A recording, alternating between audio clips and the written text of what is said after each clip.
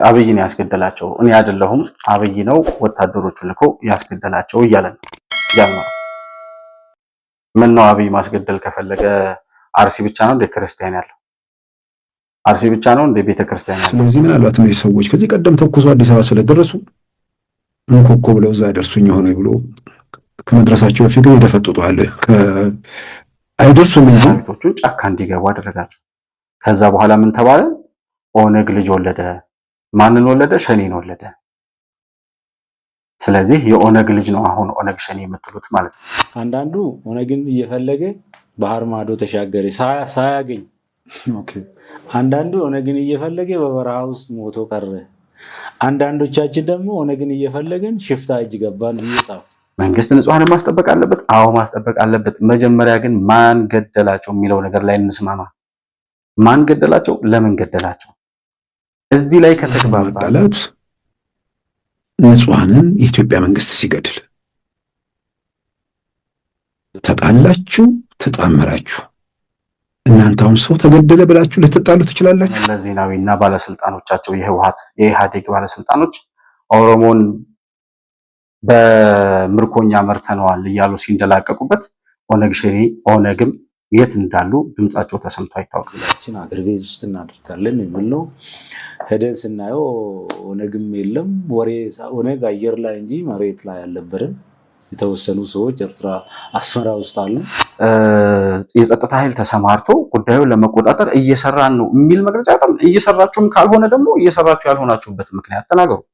የንጹሃንን ደህንነት ከማስጠበቅ በላይ ሌላ ስራ ካላችሁ ማለት ነው።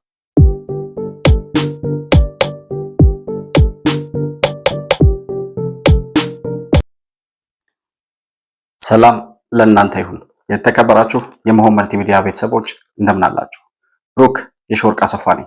ከመሆን መልቲሚዲያ የዛሬውን ዕለታዊ ፕሮግራማችንን ይዘን ቀርበናል።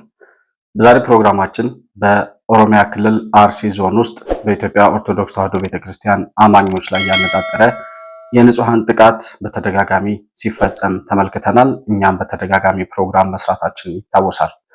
ከዚሁ የንጹሃን ግድያ ጋር በተያያዘ የኦነግ ነጻነት ሰራዊት ኦነሰ የሚባለው ማለት ነው መግለጫ አውጥቷል። ኦነግ ሸኔ ብለን የምንጠራው ቡድን ማለት ነው። ይህ ኦነግ ሸኔ ያወጣው መግለጫ ምን ይላል? ለምን ዓላማ ነው መግለጫው በዚህ ሰዓት የወጣው? ምንስ ይዘት አለው የሚለውን ጉዳይ የመንዳሰስ ነው የሚሆነው። እንዲሁም ደግሞ በተጨማሪ በክልሉ የሚገኘው ሁኔታ አሁናዊ ሁኔታው ምን ይመስላል? የዞኑ የወረዳውና የክልሉ የጸጥታ ኃይሎች ምን አይነት እንቅስቃሴ እያደረጉ ነው የሚለውን ጉዳይ የመንዳሰስበት ፕሮግራም ይዘን ቀርበናል። መሆን መልቲሚዲያን ላይክ፣ ሰብስክራይብ እና ሼር ማድረጋችሁን ሳትረሱ እንዲሁም ደግሞ በሱፐር ስቲከር ድጋፍ ልታደርጉልን እንደምትችሉም እያስታወስኩኝ ማንኛውንም ሀሳብና አስተያየት እንዲሁም ደግሞ መረጃ ልታቀብሉን ለምትፈልጉ ወዳጆቻችን ከታች የምናስቀምጠውን የዋትስአፕ ስልክ ቁጥራችንን መጠቀም እንደምትችሉም እያስታወስኩ ከፕሮግራማችን ጋር አብራችሁ እንድትቆዩ በአክብሮት እጋብዛለሁ። መሆን መልቲሚዲያ ዘረኝነትንና ጥላቻን የሚጸየፍ በሐሳብ የበላይነት የሚያምን እውነትንና ኢትዮጵያዊነትን ለማጽናት የሚተጋ ሚዲያ ነው። መሆን መልቲሚዲያን በሱፐር ቻት እና በሱፐር ስቲከር እንዲሁም በገንዘብ መደገፍ የምትችሉ መሆኑን በአክብሮት እንገልጻለን። ይህን ሚዲያ መደገፍ እውነትንና ኢትዮጵያዊነትን ማጽናት መሆኑን አውቃችሁ ሼር፣ ላይክ፣ ሰብስክራይብ በማድረግ ለሌሎች ተደራሽ ማድረጋችሁን አትርሱ። መሆን መልቲሚዲያ የአዲሱ ትውልድ ሚዲያ። ኦነግ ሸኔ እንግዲህ በጃልመሮ የሚመራው ኦነግ ሸኔ የሚባለው ቡድን በፌስቡክ ገጹ ላይ ነው ይሄን መግለጫ ያወጣው። እንግዲህ አማርኛ በደንብ መልመዳቸውን ያሳያል። የኦነግ ሸኔ አመራሮች አይ ቲንክ ከጀርባም ሆነው የሚያግዟቸው መግለጫውንም እየጻፉ የሚሰጧቸው ሌሎች ሰዎች ይኖራሉ ብዬ አስባለሁ። ምክንያቱም አክቹዋሊ በደንብ አማርኛ አይችሉም ብዬ ሳይሆን አርቲኩሌት የሚያደርጉበት መንገድ ሲታይ እንዲሁም ደግሞ የዘገየ መግለጫ እንደመሆኑ መጠን እንደዚህ አድርገህ ብትጽፍ እንደዚህ አድርገህ ብታስተላልፍ ብለው ለነጃልመሮ ደብዳቤ ጽፈው የሚሰጧቸው ሰዎች ሊኖሩ እንደሚችሉም መገመት እንችላለን። ከዚህ በፊት ለአቶ ገዱ አንዳርጋቸው ደብዳቤ ጽፈው እንደሰጧቸው ማለት ነው። እሳቸውም የተጻፈው ደብዳቤ እንኳን ምን እንደሆነ ሳያውቁት እክዳለሁ ብለው ያሰቡትን ያመኑበትን መግለጫ እናስታውሳለን። ከዚህ በፊት ከጠቅላይ ሚኒስትሩ ጋር በተያያዘ መረጃ ማለት ነው። ኤኒዌይስ የሆነ ሆኖ መግለጫው ለምን በዚህ ሰዓት አስፈለገ የሚለውን ጉዳይ ስንመለከት ከአርሲ የንጹሃን ግድያ ጋር በተያያዘ የተቃውሞ ጩኸት በጣም በዝቷል፣ በጣም በርክቷል። ምዕመናን እየተገደሉ ነው። መንግስት የንጹሃን ደህንነት እያስጠበቀ አይደለም። ይሄ የሽብር ቡድን አሁንም የንጹሃን ደም እያፈሰሰ እየቀጠለ ነው የሚለው ጉዳይ በጣም የሚያስቆጭ የሚያበሳጭ እንደሆነ በጣም የሚያንገበግብም እንደሆነ ይታወቃል። ነገር ግን አሁን በሚሰማው ጩኸት ከጉዳዩ ጋር በተያያዘ እየተሰማ ያለው ድምፅ ለኦነግ ሸኔ የልብ ልብ እንደሰጠው ማሳያ ነው ይሄ መግለጫ ሲወጣ እና በግድያው ለምንድን ነው የሚገለው የሚለውን እናየዋለን። ወደ መሀል ገብተን የሚያተርፈው ትርፍ ምን እንደሆነ ስለሚያውቀው ማህበረሰቡ በመንግስት ላይ የተቃውሞ ድምፅ እንዲያሰማ በማድረግ ከዛ በኋላ ራሳቸው የሚፈልጉትን የፖለቲካ ትርፍ እናገኛለን ብለው እድሜ ዘመናቸውን የስልጣን ጥም ያሰከራቸው ሰዎች በንጹሃን ደም ያንን የስልጣን ጥማታቸውን ለማርካት የሚሞክሩ ሰዎች እንደመሆናቸው መጠን የምንጮህበትን የምንጠይቅበትን መጠን ማን ላይ እንደምንጮህ ምን እንደምንጠይቅ የሀገሪቱና የመከላከያ ሰራዊት የጸጥታ ኃይሉ አቅም ምን ያህል እንደሆነ እንዲሁም ደግሞ እንደዚህ አይነት አሸባሪ ባለበት ሀገር ላይ ምን ቢደረግ ነው የንጹሃን ደህንነት ሊጠበቅ የሚችለው የሚለውን ጉዳይ ከመንግስትና ከጸጥታ አካላት ጋር አብሮ መስራት ሲቻልና ሲገባ መግለጫ በማውጣት ብቻ መንግስት ጸጥታን ያስከብር በማለት ብቻ እነዚህን ሰዎች ከድርጊታቸው እንዲቆጠቡ ማድረግ አይቻልም። የንጹሃንንም ደህንነት ማስጠበቅ ይቻላል ብዬ አላስብም። ነገር ግን አሁን ይሄ የሽብር ቡድን ያወጣውን መግለጫ ስንመለከት በአማራ ክልል እየተንቀሳቀሰ ያለው የአማራው ሸኔና ከህወሓት ጋርም ያያያዛቸው ጉዳዮች አሉ። የመጀመሪያው ጉዳይ እንግዲህ ጠቅላይ ሚኒስትር አብይ አህመድ ወለጋ ሄደው እያለ በቅርቡ ከአንድ ሁለት ሳምንት በፊት ወለጋ ሄደው የተናገሩትን ንግግር ነው የሚገልጸው ኦነግ ሸኔ ያወጣው መግለጫ የመጀመሪያው ነጥብ ማለት ነው። ጠቅላይ ሚኒስትር አብይ ይላል። ጠቅላይ ሚኒስትሩ አይልም። አብይ ወለጋ ሄዶ የኦሮሞን ህዝብ ድጋፍ ለማግኘት ሲል ያገኘውን እድል ሊነጥቁህ የኦሮሞን ህዝብ ማለት ነው የኦሮሞ ህዝብ ያገኘውን እድል ሊነጥቁ የሚፈልጉ አካላት ቢላ ስለው እየመጡባችሁ ነው ብለው የኦሮሞን ህዝብ አስፈራርቶ ከዚያ በኋላ እያጣው ያለውን ወይም ደግሞ በአማራው ሸኔና በህወሓት ትብብር እየመጣበት ያለውን አደጋ ፈርቶ የኦሮሞን ህዝብ ድጋፍ ለማግኘትና ለመሸመት ይሄንን ንግግር አድርጓል ይላል። አብቹ አሁን ነው እንደ የኦሮሞን ህዝብ ድጋፍ የሚሸምተው?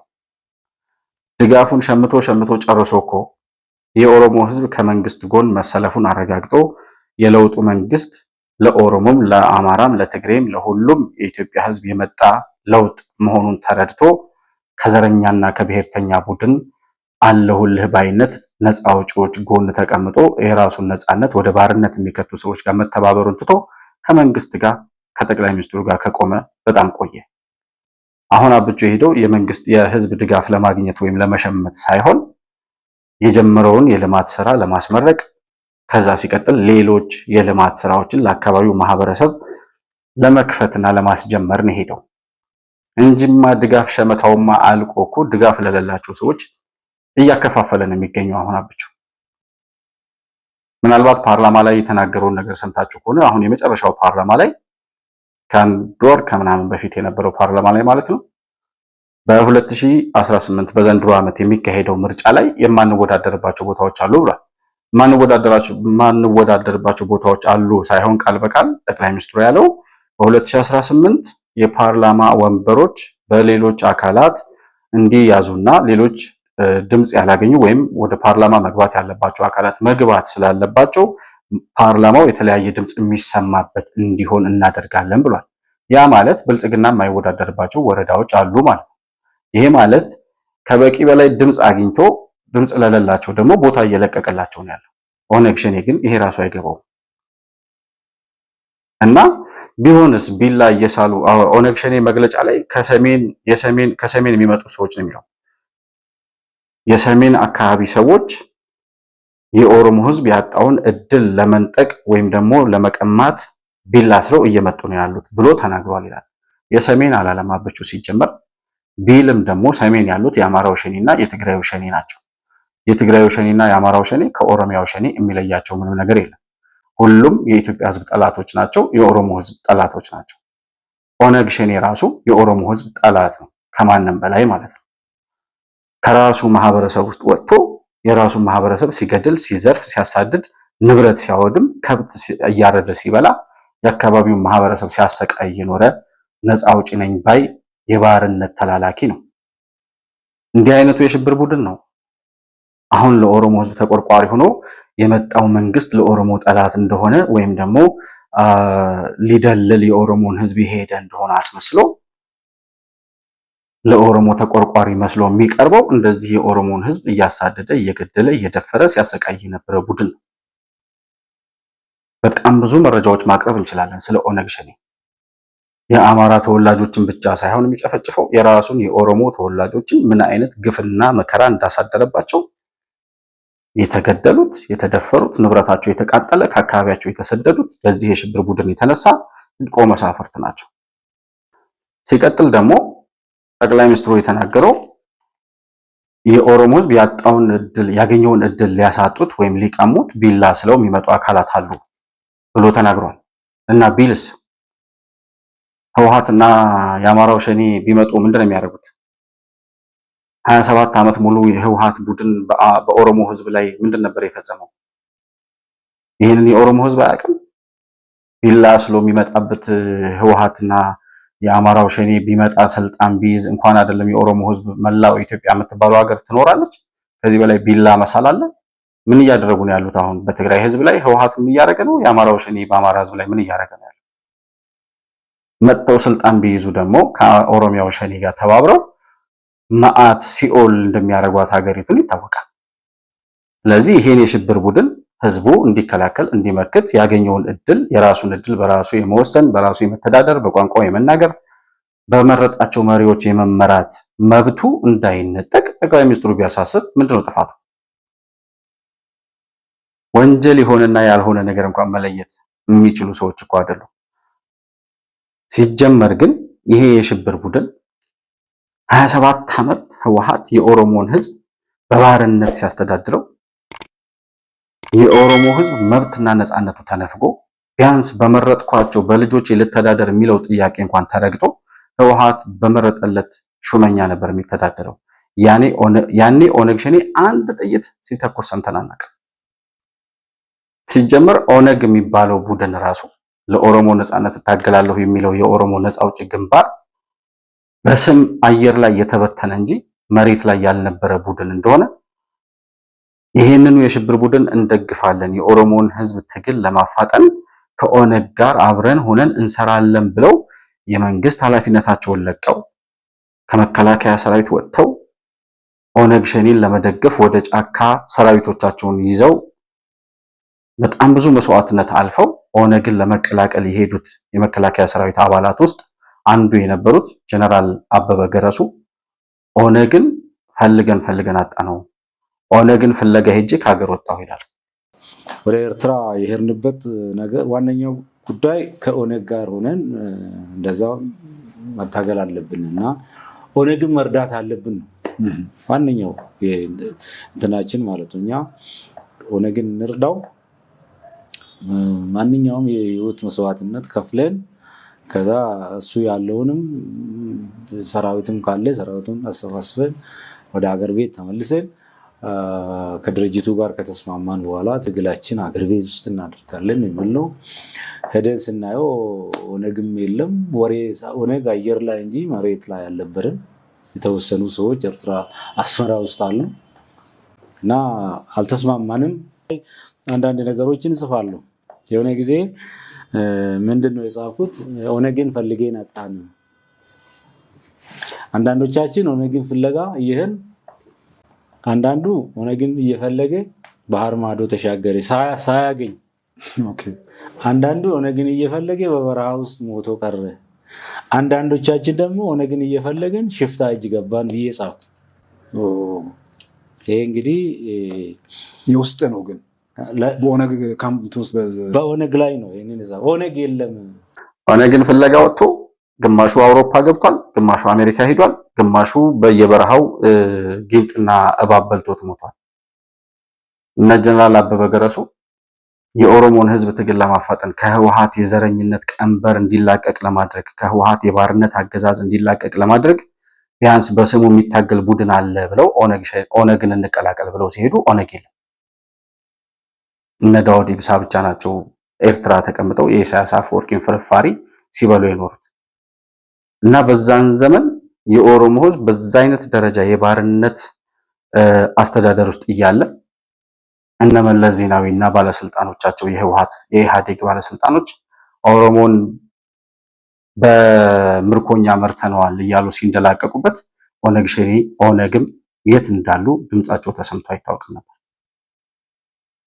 እና የኦሮሞ ህዝብ በልጆቹ መተዳደር ሲጀምር ከኦሮሚያ ክልል የወጣው ኢትዮጵያዊ መሪ ስልጣን ሲይዝ የኦሮሞ ጥያቄ በኢትዮጵያ ጥላ ስር በዲሞክራሲያዊ መንገድ ይፈታል፣ ኦሮሞ ጥያቄው በቁመቴ ልክ የድርሻዬን ማግኘት አለብኝ፣ ማንነቴ ተከብሮ በራሴ መተዳደር መብቴ ተከብሮ መኖር አለብኝ የሚል እንጂ የተገንጣይነት ፖለቲካም የለም ከህዝቡ ውስጥ የተወሰኑ ልሂቃኖች የሚያራምዱት ሐሳብ ካልሆነ በስተቀር። ያ ጥያቄው ሲመለስ ጠብቆ የኦሮሞ ህዝብ ጥያቄ ሲመለስ ጥይት መተኮስ ጀምሮ በለለ ጥያቄ እሱ ራሱ የህዝቡ ጥያቄ ሆኖ የመጣ ለኦሮሞ ህዝብ ጥያቄ ያውም የማይመለስ ጥያቄ ሆኖ የመጣ ሸኔ የሚባል ቡድን ዛሬ የኦሮሞ ህዝብ ተቆርቋሪ ነኝ ብሎ ካባ ለብሶ ሲመጣ ይሄንን ካባ ገፎ ማባረር ከህዝቡ ይጠበቃል ብዬ አስባለሁ። የት እንደነበሩ የማይታወቁ ጥያቄያቸው ምን እንደሆነ የማይታወቅ የስልጣን ጥማታቸውን በንጹሃን ደም እናረካለን ብለው ዛሬም የንጹሃን ደም እያፈሰሱ ያሉ አሸባሪዎች ናቸው። አሁን እነ ዳውድ ኢብሳ በአውሮፕላን መጥተው በቃ ኑ ይበቃችኋል፣ ለሰው ሀገር አረጃችሁ፣ እናንተ ለውጥ የምታመጡ ሰዎች አይደላችሁም፣ ከዚህ በኋላ ቢያንስ የጡረታ ዘመናችሁን በሀገራችሁ አድርጎ ብሎ አበቹና ለማ መገርሳ ናቸው ሂደው ከኤርትራ ይዘውት የመጡት። እሱ ሲገባ እነ ኦነግ የሱ ተላላኪዎች የሱ ወታደሮች የነበሩት እነ ጃልመሮም በህወሓት በመቀሌ በኩል አቋርጠው መጡ መሳሪያቸው እንደታጠቁ። ከዚያ በአውሮፕላን የመጣው ዳውድ ኢብሳ የሚባል ሰውዬ ስልጣን ፈልጎ ነበርና የተመኘውን ስልጣን ሳያገኝ ሲቀር ሰራዊቶቹን ጫካ እንዲገቡ አደረጋቸው። ከዛ በኋላ ምን ተባለ? ኦነግ ልጅ ወለደ። ማንን ወለደ? ሸኔን ወለደ። ስለዚህ የኦነግ ልጅ ነው አሁን ኦነግ ሸኔ የምትሉት ማለት ነው። እንደዚህ ነው ሲጫወቱ የኖሩት። የኦሮሞ ህዝብ ጥያቄ እያለ ስለ ጥያቄው ምንም አይነት እንቅስቃሴ አድርገው የማያውቁ ሰዎች ጥያቄው ሲመለስ ጥያቄ ሆኖ የመጡበት ሰዎች ናቸው እነዚህ። እና በህዝቡ ደም በንጹሃን ደም ያንን ያጡትን የስልጣን ጥም እንደገና መልሰን እናረካለን ብለው በምኞት ዓለም የሚቃዡ ምንም የማይመስላቸው የንጹሃን ደም አርጅተው ጃጅተው እንኳን መማርና መስተካከል የማይችሉ ሰዎች ናቸው። አሁን ኦነግና ኦነግ ሸኔ አንድ አይደለም ምናምን ብሎ የሚያላዝን ሰው ካለ ሂድና ለዳውድ ኢብሳ ንገረው፣ እሱም በሉልኝ። ወደ ሁለተኛው ነጥብ እንለፍ።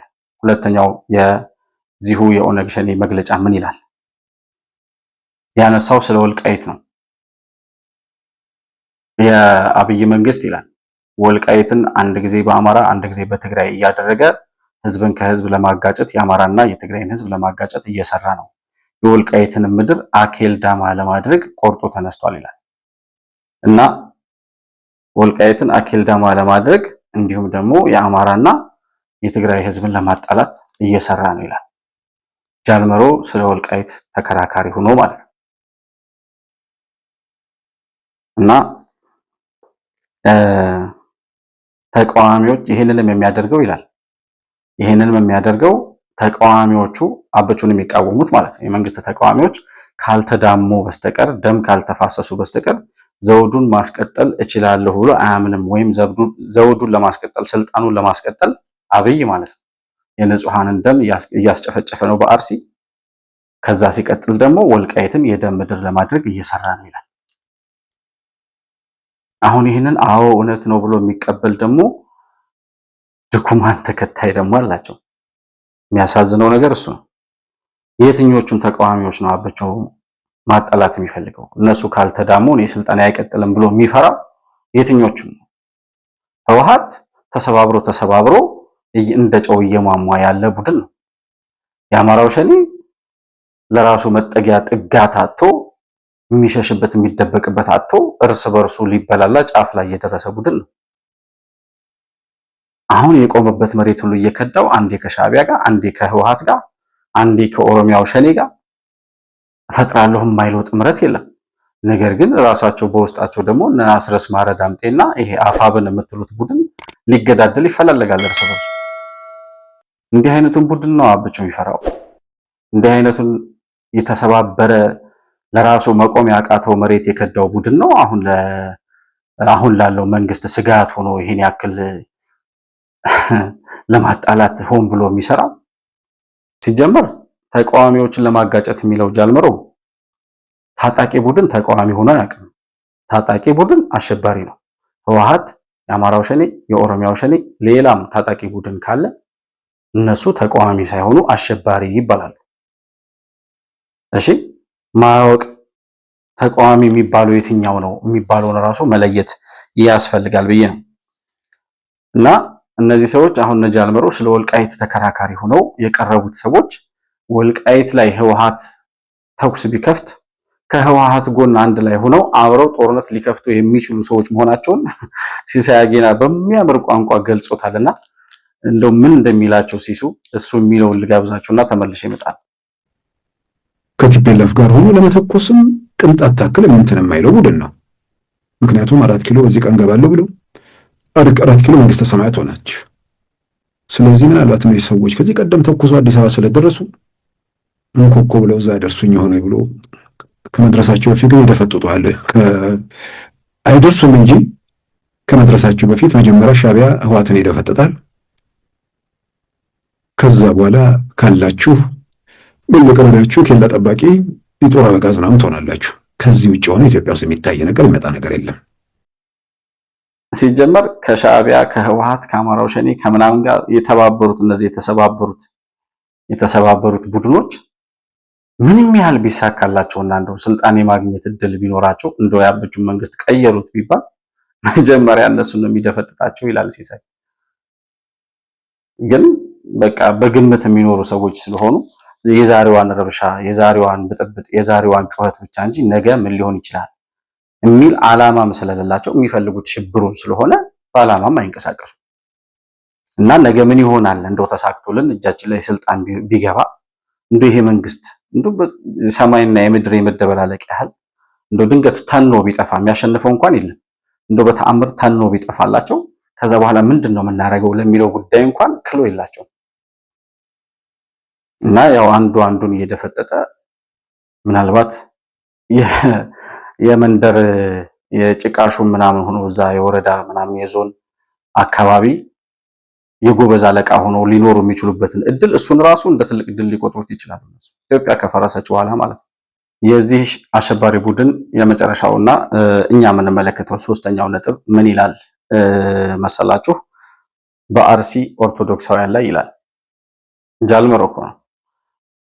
አብይ ተላላኪዎቹን ልኮ አሸባሪዎቹን ልኮ በአርሲ ኦርቶዶክሳውያን ላይ ግድያ ፈጽመዋል።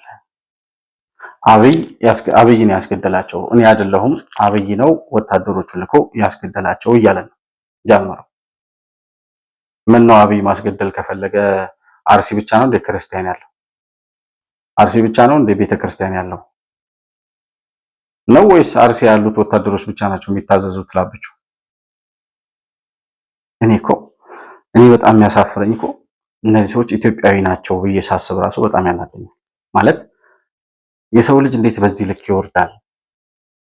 አንደኛ ህዝብን መናቅ እኮ ነው። እንደው ትንሽ 5ም 10ሺም 500ም 1000ም ደጋፊ ካላቸው ቢያንስ እነሱ የሚያወሩትን ነገር ህዝብ ይገምታል።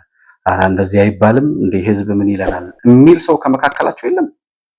በቃ የሰጣችሁትን ሁሉ የሚጋት ያጎረሳችሁትን ሁሉ የሚውጥ የማይመረምር ተከታይ ስላላቸው እንደፈለጉ ያወራሉ፣ እንደፈለጉ ይጮህላቸዋል፣ እንደፈለጉ ይለቀስላቸዋል።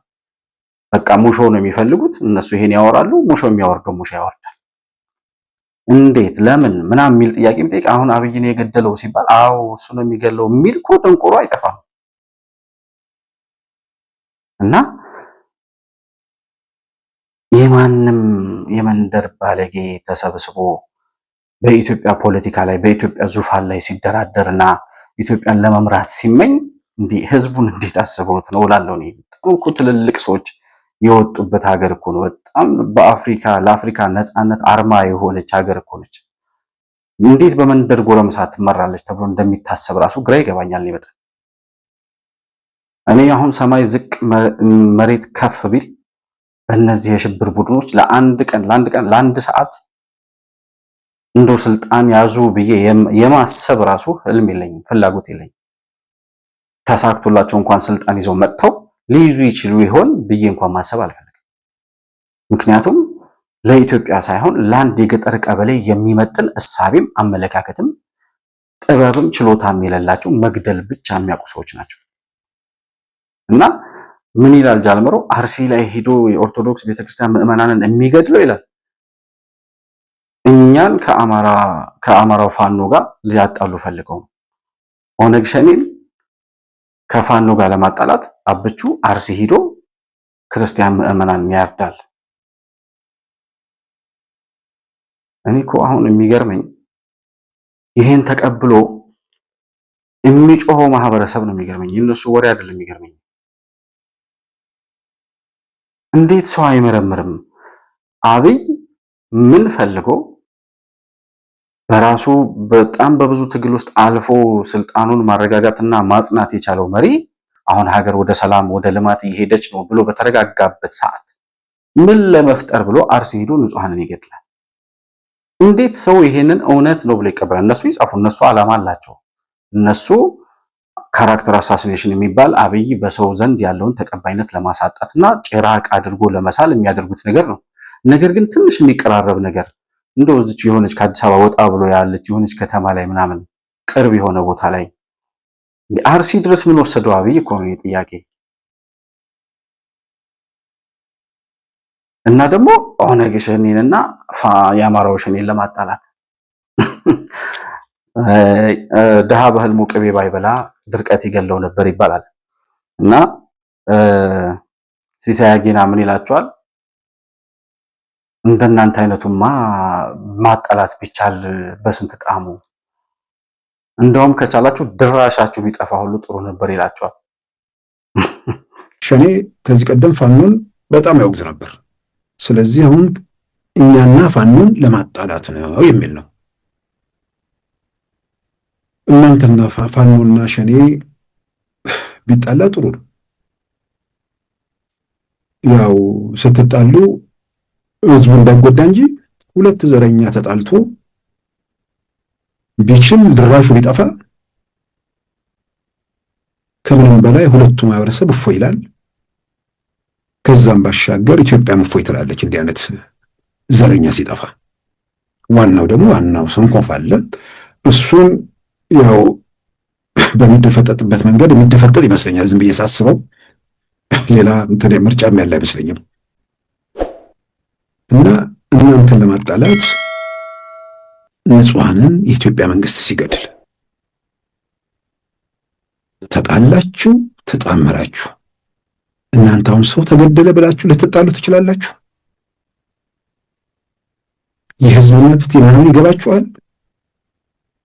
ለህዝብ መብት ለህዝብ ነጻነት የቆመ 7 ዓመት ኦሮሚያ ምድርን፣ ወለጋን፣ ጉጂን የመከራ ሲኦል ምድር ያደርጋል። ለዛ ህዝብ እውነተኛ ቢሆን ኖሮ ለአማራ ህዝብ ተነስቶ ቢሆን ኖሮ የአማራ ልጆችን 3 ዓመት ከትምህርት ገበታ እንዲቀሩ መምህራንን በመጨፍጨፍ ያን ነገር ላድርግ ይችል ነበር። እናንተ ሰው ግድያማ ሰርግና ምላሻችሁ ነው። ሰው በተገደለ ቁጥር ነው መንግስት አልተረጋጋም፣ መንግስት ስራውን መስራት አልቻለም ምናምን የሚል በሚያስቡ ሰዎች እንዲህ አይነት ነገር ይመጣል። በማያስቡ ሰዎች ደግሞ መንግስት ነው የሚገለው የሚል ደንቆሮ ስንት አለ። ይሄን ገዝቶ መልሶ ሊያስተጋባ ይሞክር። አሁን እናንተ ተጣላችሁ ተፋቀራችሁ ብሎ የሚጨነቅ አይ እነዚህን ሰዎች ካላጋጨው ሰላም አይኖረኝም ብሎ ተጨንቆ መንግስት እኔ እኮ ለራሳቸው የሚሰጡት ግምት ነው እኮ የሚገርመኝ። እና ደግሞ ይሄ መንግስት ያለበትን ርቀት በተለይ አብቹ ከነሱ ምን ያህል ርቆ በጣም ግሎባል የሆነ አይዲያ ማሰብ የሚችል ሰው እንደሆነ አያውቁም። እነሱ ከመንደር ሚሊሻ ከሆነች ሰፈር ካለ የጸጥታ አካል ማለፍ የሚችሉ ሰዎች እንዳልሆኑ እንኳን ስለነሱ የሚያስብ ይመስላችኋል? አሁን ጠቅላይ ሚኒስትሩ በጣም ብዙ የ130 ሚሊዮን ህዝብ መሪ የሆነውን ሰው አንድ የሆኑ የመንደር ጎረምሶች ስለሚበጠብጡት ነገር ቁጭ ብሎ ሌትም ቀንም የሚያስብ ይመስላችኋል? ብትጣሉስ ምንድነው ከቻለ ማለት ላድርግ ብሎ ካደረገ እናንተን ከማጣላት በላይ ስኬት የለም እኮ። ሲጀመር የምትዋደዱም የምትገናኙም የምትዛመዱም ሰዎች አይደላችሁም።